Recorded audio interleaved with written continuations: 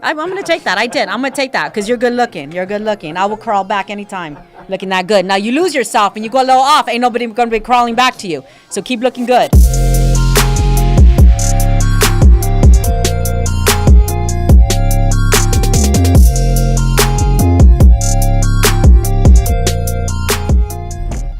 What's up, everyone? Carla Araujo with another episode of Women in Real Estate powered by Badass Agents.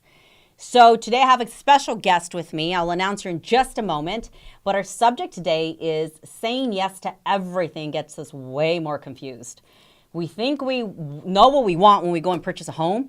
But when we get qualified and you're just like, have so many options, you're like, I just want to say yes to everything, which gets me more confused, right? Gets us more confused because you're like, okay, what is a good choice of a home you want to choose that you're going to be living in?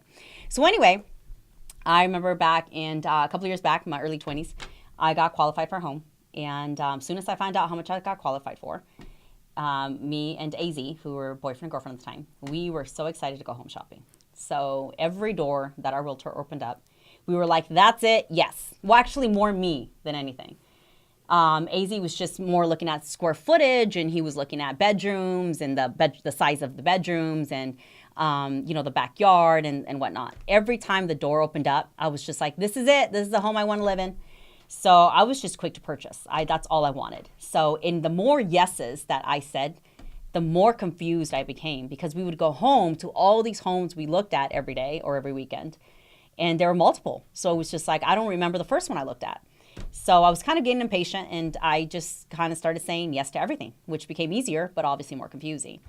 So I run into this problem where now, like, we started going into these homes and we started seeing there were between 1,200 and 1,800 square feet. And we're just like, yes, I want it, right? And AZ would be like, I can only imagine living in this house with you. With under 1,200 square feet, I can't not live in this house with you. But if it would have been with the first yes, we probably would end up in that home of a 1,200 square foot and we wouldn't have gotten along. So it kind of worked out where we ended up meeting a new realtor and we actually went to an open house because we're on a weekend. We're driving by and we see this open house. And we go into this open house and the realtor says, what brings you here? And we're like, we're just kind of looking around and we already got pre-qualified and we didn't take our agent with us for whatever reason. He wasn't available. And so we go in there and she's like, well, what are you looking for? And I'm like, well, we got pre-qualified, but I love this one, And so she kind of caught on to my energy like, this woman doesn't know what she wants. She's saying yes to everything.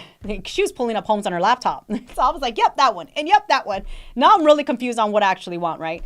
So she said, you know what? I know exactly what you're looking for. I know what you want, what you're looking for, and what's going to be a great fit for you guys. So her confidence was sold. Like her confidence was like, I can you take us? Because I don't know what I want. And I'm all over the place. I know I got pre-qualified, but this is my first purchase. And I'm young and I'm like, I don't want to make a mistake of moving into a home that I don't like. Because I almost said yes to a 1,200 square foot home. So today I want to introduce one of our agents, Marissa Kirn. Hi, everybody. So Marissa, have you run into that problem having clients that you're just like qualified, but they don't know what they want? Yeah, and I mean, it happens all the time because it's already an overwhelming process to know exactly what you want. You don't know what you don't know. So I think that's as our job as the agents to really ask the right questions to get to know you and what's important to you. And then based off of, because you're going to be like, yeah, I love it, because you're excited about the home buying process. Now, if you told me something like, oh, well, I want this, this, and this, and you're like, yes to everything, I can be like, okay, back to the drawing board.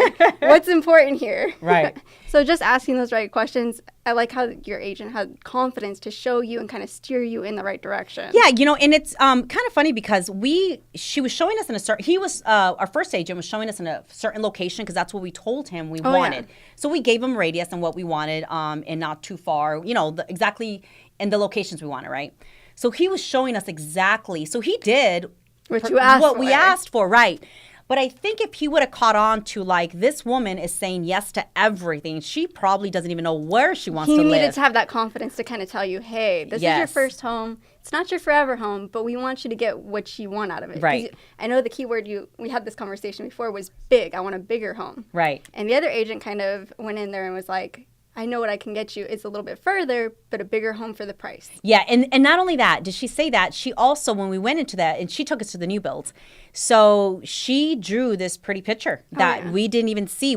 As a matter of fact, the first model we saw, I said yes to it. Of course you did. So I said yes to the first model. So, but when I went into the first model, she's like, she also painted the future for us, not even knowing. So we go into this first model, and I'm like, wow, like this house is kind of small, but it is what we were looking for, and it was more spacious. Yeah. So AZ and I weren't, all over each other. So it was the square footage worked. She said, well, let me ask you this question. Do you see yourself here in 2-3 years from this point? I'm like, no. She's like, well, you're not even married when you get married and have a family. Do you want to live here? I said, no. She said, well, why don't we use this out, kind of like a stepping stone, your first step, first purchase, have fun. We'll get, sell it and move into something bigger. I'm like, well, I never really thought about that. But okay, that works. Let's do this. So she painted that pretty picture for me, but she did get to know me a little more without me actually telling her about me. Yeah, because she asked you the right questions. Yes, and the little clues that I gave her. Yes. I want big, but big wasn't in my budget as of yet. It wasn't there yet. And then she started, noticing that you don't know where you want to live kind of deal, because I said yes to everything. She's like, well, let me show you a different location. I'm like, okay, I never thought about that location. So sometimes we just have to have that confidence and move in as agents to say, okay, let me give you all these options, but let me ask you this question. Because I know when I was an agent, I got my license many, many years back. One of my clients said, can you show me a certain area? So I said, yes. Showed her about 10 homes in that area. Then she said to me, I don't like this. Can you show me this other area? So I showed another 10 homes. Okay. I was with this girl, this woman, for 2-3 weeks.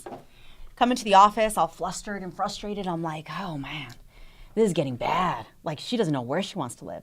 How do you manage that to kind of move in with that confidence that you have, Marissa? Because you're a phenomenal agent. Oh, thank you. And the way you show up is like, I know what you want. You may not know what you want, but I know what you want. So at my first clientele, many, many years back, it took me a very long time for me to sell her on something that I followed up with her, and she loved the home, but it was just difficult. And I think it was me, because for every home I was showing her, I was literally just opening up the door and saying, tell me what you think. Because I went based on my first agent many years back, before I ended up with the second one. All he was doing was literally just opening up the door and say, tell me what you think. So he didn't give me a pretty picture of anything, of colors and paint. I mean, of carpeting or the potential of a home, right? Yeah. Where the second agent did. She drew a pretty picture. So I was treating the first client like that. Tell me what you think. Just kind of open the door. Right, open the door and tell me what you think. Right. Yeah. So how do you do that? How do you explain? I think for us, we're problem solvers. It's a problem. You don't know what you want, really. You're telling me what you want, but if you're saying no to every single one, there's a problem there. Right. And it's my job to ask you, okay, well, when we're opening the door, it's not just, oh, do you like this? Well, what do you like about this? What don't you like about this? Right. And I ask specific questions about location, certain things like that. So it opens their mind up to things that they didn't even think about before. And I'm retaining all this information that they're giving me. And when I go back to the search again, I'm thinking of, okay, well, maybe this might be a fit. They didn't think so. Let's try it and see what they say. And then I go back to the questions again. So it's really just problem solving, search, and then asking those questions to reform our search and coming up with I mean, it's getting to know your clientele. It's everything. It is. And just sometimes even, like I said, they may not mention something, but you can just catch on to the clues that they're saying, that certain words that are coming out, if they're speaking of. So it's definitely to be a good listener. Yes. Well, that's what your other agent did, and the other one didn't. So if you noticed, she was getting clues from you, and you didn't even know you were giving them to her. Right. She was just picking up little things. Oh, well, I have the answer for you. And you're like, okay, perfect. Right. And then when you saw and you painted the picture of this is what it could be, you're like, I didn't even know I wanted that. Right. And I remember even when I had said, well, this is probably 30, 40 minutes from my work. And she said, after a long day, I remember this. She's good. Yeah, she was good. I said, this is 40 minutes from my work, though. And then she said, after a long day, wouldn't you want to come home in a spacious, big home, not coming and bumping shoulders with your boyfriend? And I'm like, oh God, that would be lovely. I'm like, I love them. You're like 30 minutes of peace on the way home? Yeah, Okay. that would be lovely. And I'm like, she's like, we work so hard. She said this to me, and coming home and in a comfortable home and calling your home and big spacious, wouldn't that be it? And I'm like, yeah, that would be. 30-minute drive all of a sudden didn't seem that bad. Oh yeah. So, but I know I had my second client, I remember years back, she was just like, well, it's more important. I started getting better, obviously, over the years, becoming an agent. I started catching on and on these conversations I would have and really starting to get to know my clients and stuff. And I remember having the conversation with her, and she was saying the exact same problem that I had on my first purchase. I'm like 40 minutes out from my job, and I'm like, yeah, but this neighborhood and the home that you're going into, it's a pretty nice home, and you're looking for a pool. This has a pool. Coming from a long day of work, don't you want to jump in your pool, or do you want a house that you're saying you're going to build a pool, but you're really never going to build a pool? Yeah, no. So it is great to have that conversation with people and really selling them on something they truly want. Not selling them on something that is just not going to be a good fit, and you just want the sale to be done with. Oh, yeah, no it's definitely. never about that, because in the end, they're not happy, you're not happy, you don't feel like you did the best job for them. Right. But it is really just giving perspective, because we think they're in the transaction, they're thinking about a million things. If you could just give them that peace of mind and another perspective to say, hey, 30 minutes, and keep in mind, you might not be in this home forever, and you can pick the location you want later that's better for you when your budget has gotten higher, and then you can get everything you want closer to where you want to be. That's wonderful. I know that you have, we had this conversation, you have you have constant clientele that's coming back to you. Yes. Right? So yes, your I business is extremely growing. Very thankful for that. I know. I know, and you were talking to me about your repeated clientele and the fact that you're in the game. You're young. Oh yeah. Obviously. I used to take that as a bad thing. Now I'm like, I'm so happy. No, I'm not gonna ask you how young you are. All right. So, but I do want to ask you this: how are you making it happen? It's a hard question. Actually, honestly, it's just running it like it's a business. Before, I went from a 9 to 5, so I was told, okay, take a lunch here, take a break here. You're off at this time. Now I had to transition my mindset into, okay, you're a business owner. This is all up to you. You have to be self-motivated and just go after it with the same customer service and things that I was doing at a job, but I'm just doing it for myself and my clients. So I think it's just that transition and thinking that way. So being a new agent in the industry, Marissa, and as much as you have taken off, most agents don't last in this industry. I could see that. Yeah, they the time frame is very short. They get frustrated, they get intimidated, and they get in the wrong environment. And I think it's important when you're in real estate that you have to be in the right environment, that you're continuously being surrounded by cheerleaders, because eventually real estate is hard. And I've said that before. People don't see that. They just see the successes, that, oh, you sold a bunch of houses. In the beginning of my career, I almost quit. For the first 8 months, I didn't feel like an actual agent because I didn't really know what I was doing. I was just kind of like, oh, I'm just kind of at the office pretending I'm an agent. Right. And then I switched to this brokerage, and I just didn't know what I didn't know at the time.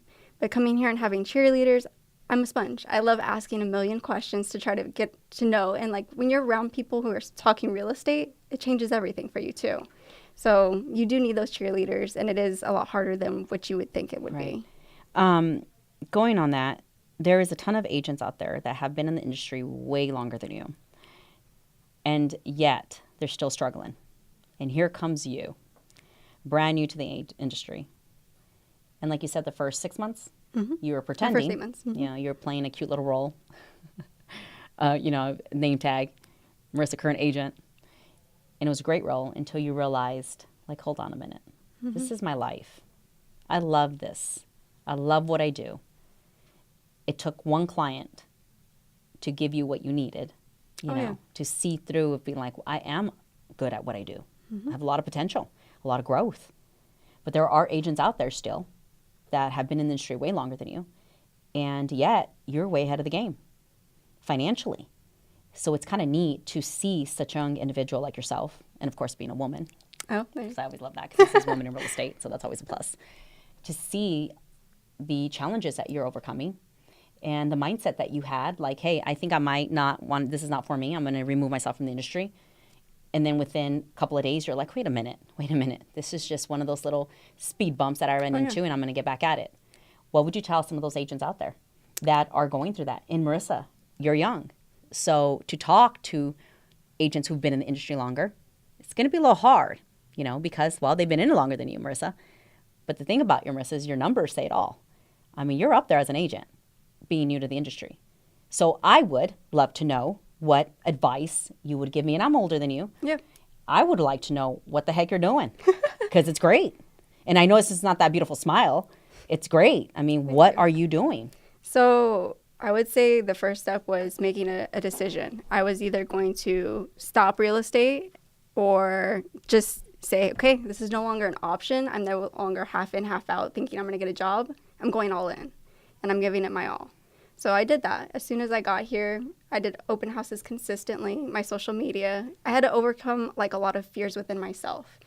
Literally, selling a house is probably the paperwork. That's not hard. It's your mindset and just understanding, okay, I have to be uncomfortable constantly in order to grow. And I still face that now. There are things that I'm overcoming, but I would say that's the biggest thing as an agent is just, it's all up here. Figuring out what works best for you and just finding your niche. Open houses, social media, referral-based, talking to your sphere of influence. And I know that we get stuck in that. I've spoken to a couple of agents who are like, hey, open houses just don't work. I've been at it 5 days straight, and I only have here and there clientele work. Or I've, clientele that people walk in or whatever. Or I hear other things where cold calling doesn't work. Or your database doesn't work. Or calling people in, like you said, in your circle doesn't work. Nothing works. This is just not meant for me. I've heard many say that. Yeah. I believe it's not meant for them because, well, they continue saying it's not meant for them, right? So they continue looking at other areas. But have you ever been stuck in somewhere in your mind? Have you been stuck in the sense of like, this is not working for me, so I'm just going to stop it altogether, when you know it's part of being in the industry? Oh, yeah, 100%. I went through my first dip. And I was like, well, what's going on? I was doing so good. My open houses were consistent. And then I saw myself get a little comfortable, and the results weren't coming as fast. And I was like, okay, well, what's going on here? Little did I know, it had nothing to do with the open houses. It had nothing to do with calling. It had everything to do with my confidence and my mindset. I had gone back to scarcity, and I had gone back to, well, maybe I was just lucky. Maybe this isn't for me again. But then I had to realize all that work that I had put in, it was basically, I had put in that work to get the results that I did. Right. And it was a hard thing to look back and just be like, okay, what am I doing that I wasn't doing before? Right. So you just constantly have to course correct. That's it. It's not that it's not working. It's you have to have that confidence with yourself to know that, okay, I have to do a certain amount to get these results, and it's not going to happen right away. I absolutely love it. Your mindset is on point. I love it. And of course, you're always growing, and you're still so incredibly young and amazing. So I still have a lot to learn. You still have a lot to learn, but you are way beyond. I mean, you're extremely knowledgeable, and I just absolutely love talking to you all the time. Where can your clients find you, Marissa, if they want to know more about you? So give us some of your sites. I know you're on Instagram and on Facebook. Yes. So Facebook, go ahead and follow me at Marissa Kirn. I'm the only Marissa Kirn. I've searched myself. Oh, that's funny. I was like, I don't know who else is popping up. Yeah, you're the only one? Oh, that's funny. And then on Instagram, it's Marissa Kirn as well. And then you can also call me, text me, number 623-277-8836. I'm more than happy to help you. Just all it is a call reaching out to get started. And helping you to say yes to what you actually really want. I genuinely care, and we're going to find what's good for you, not anybody else. It's just having those conversations and the crucial conversations and course correcting. Oh, I love it. I love your confidence, Marissa, and you are well on your way beyond. I just absolutely love you. So, well, thank you for joining me today, Marissa. I have one more question, though. I have just one more question, Marissa. All right. What do you see? Where do you see yourself? Not so much where you see your career, because obviously not that part of Marissa. Where do you see Marissa and her process to assisting her clientele more? So just being more, figuring out how to run it as smooth as possible. I already have kind of basically learning the process, Right. but just systems and processes more, getting Right. it down to a T, okay, and expanding from there. Right. Um, Absolutely love to see. I can't wait to see where you're going with all this and your growth, Marissa. So anyway, thank you for joining me, Thank you. Marissa. Of course. If you are interested in joining AZ and Associates Real Estate Group, please go to badassagents.com to apply, and we'll reach out. Talk to you soon. Thank you. Bye.